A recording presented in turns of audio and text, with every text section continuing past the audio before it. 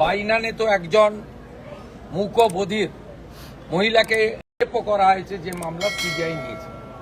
এগুলোতে পানিশমেন্ট হয়নি বলে প্রকাশ্যে বুক ফুলিয়ে গুন্ডারা, খুনিরা, অত্যাচারীরা ঘুরে বেড়াচ্ছে বলে এদের সাহস বেড়েছে।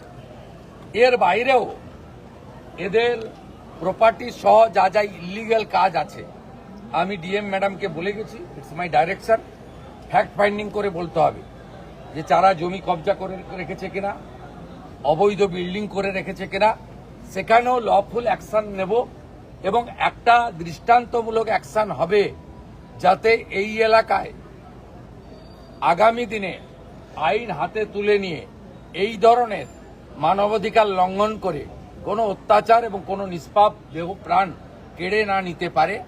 এটা হচ্ছে আমাদের দায়িত্ব, কারণ শাসকের আইন উঠে গেছে এই রাজ্যে, এখন আইনের শাসন প্রতিষ্ঠা হয়েছে, এটা প্রতিষ্ঠা করার দায়িত্ব আমার।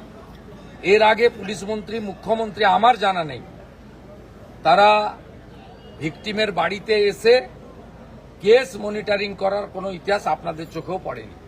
আমি বলতে পারি, যাদের ত্যাগের বিনিময়ে এই রাজ্যে রাষ্ট্রবাদী সরকার তৈরি হয়েছে, আমাকে মুখ্যমন্ত্রীর মতো গুরু দায়িত্ব আপনারা দিয়েছেন, আপনাদের ভরসার জায়গাটাকে সম্মানের সঙ্গে, আস্থার সঙ্গে রক্ষা করার দায়িত্ব আপনাদের মুখ্যমন্ত্রী।